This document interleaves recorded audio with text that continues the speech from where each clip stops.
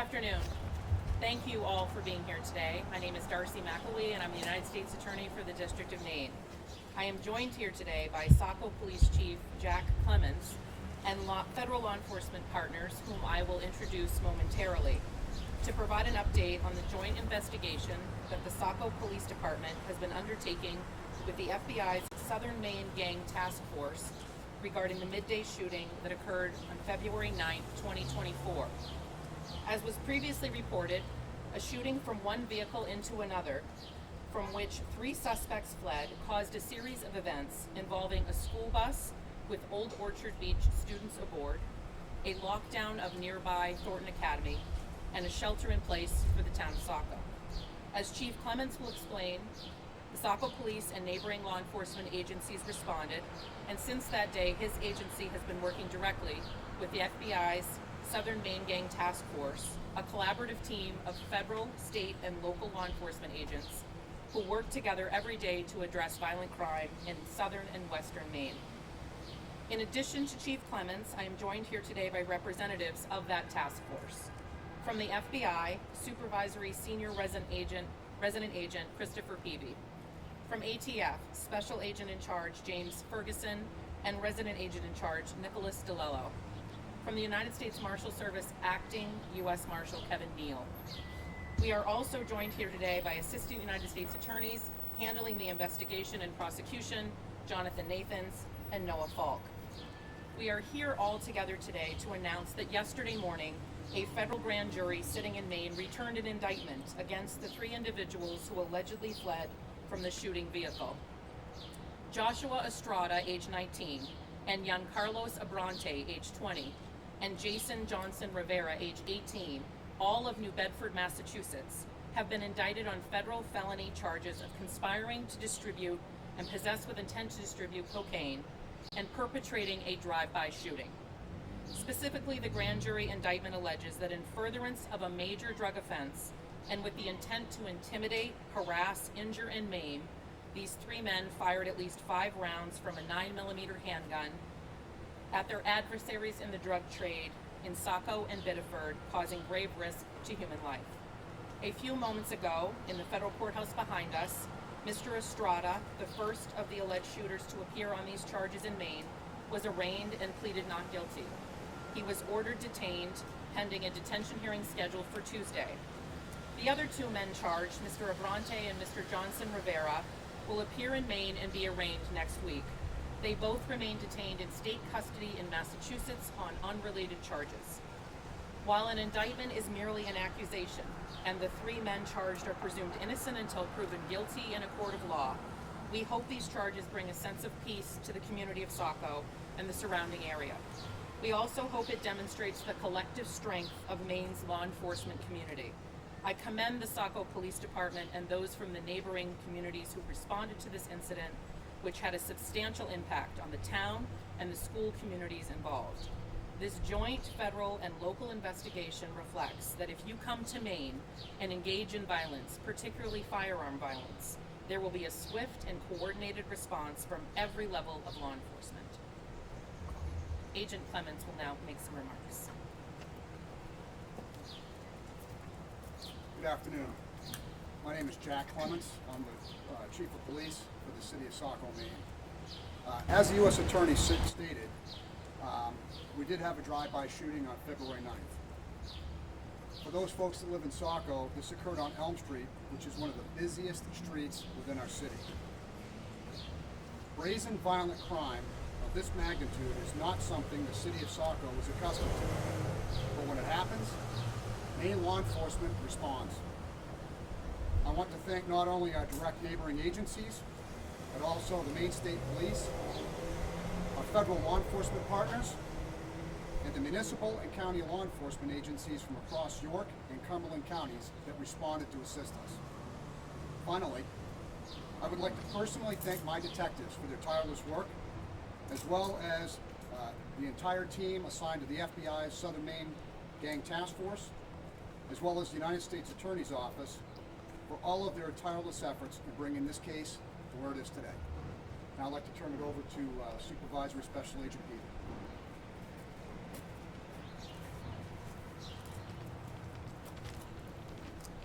Good afternoon, everyone. I'm Chris Peavy, Supervisory Senior Resident Agent with the FBI in Maine. Today, we're here to announce the arrest of 3 men from New Bedford, Massachusetts, who we believe conspired with each other to deal deadly drugs and commit an act of violence in southern Maine. We believe all 3 men were involved in the drive-by shooting in Saco in February and the multi-vehicle crash involving the school bus that followed.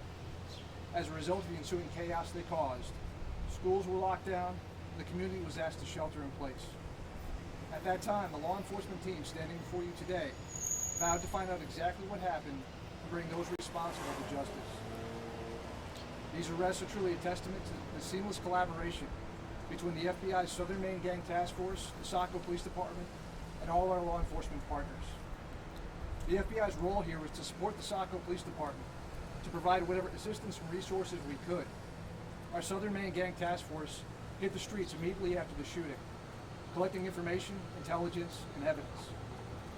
Violent drug traffickers have a corrosive effect on our community.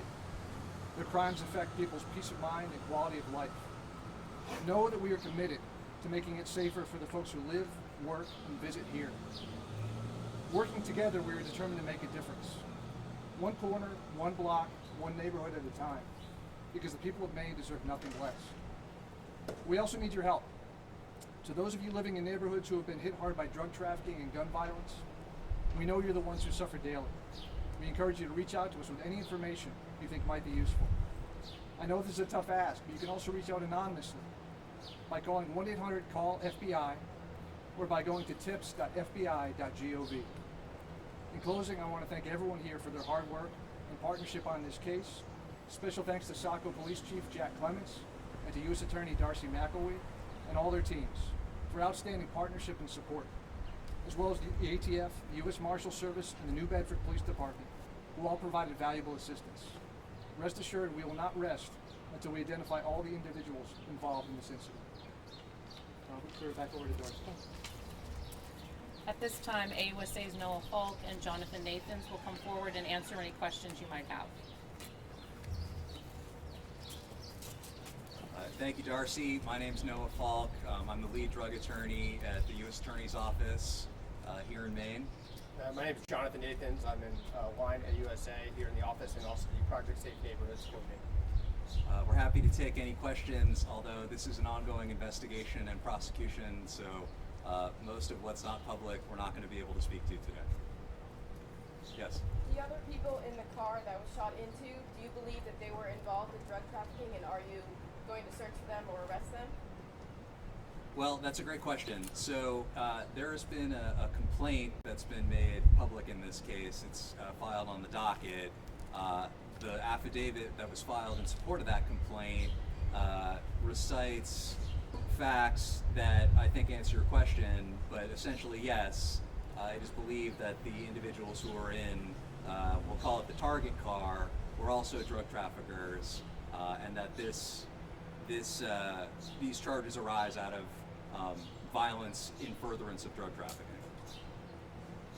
Is that affidavit available? Yes, it is. It's on the public packet. When were these 3 individuals arrested and apprehended? So the gentleman that is detained now in federal custody, Mr. Estrada, he was arrested on May 6th. The other 2 were in state custody and continue to be in state custody. And I don't have the date when they were taken into custody, but my understanding is that it was relatively quickly after the February 9th incident. And they were taken into custody on unrelated charges to what is pending here today. If all 3 suspects were in custody on or around May 6th, was any information public before now, or is there a reason you guys are announcing this now?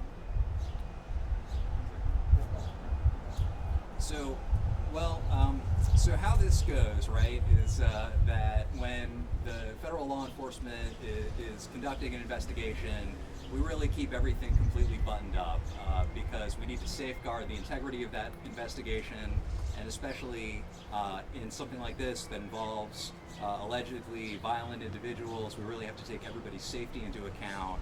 And it's because of those concerns that we don't really announce the progress of our investigation until there's a step that's made public, in which case we provide all the information that we can. So the arraignment today was the first time that something public has happened. The arraignment's sealed up until then? Well, okay. Well, I would say, just to sort of build off what Noah was saying, the complaint was originally filed. That was filed under seal until Mr. Estrada was subsequently arrested. His portion of the complaint was then unsealed, and then he was taken into federal custody. So it was sealed with an arrest warrant pending his arrest, and then subsequent to that, it was unsealed after that, and is available for public view now. Today was the first time that any of the defendants have appeared in court in Maine. Okay, but the information, the records were public before today. Yeah, that's correct. The complaint was public. The complaint affidavit was made public on the day of Mr. Estrada's arrest, which was May 6th. In Massachusetts. Can you talk about who was in the other car and whether you were looking for them and who you identified them? We can't comment on that right now. Do you have any idea? I know you said you were working to apprehend more people that were involved. Do you have any idea the size of this, of what happened? How many people are involved? We have an idea, but we're not able to share that information at this time. You said they're all from Mass. What's the immigration status of those that were ultimately charged and arrested? So-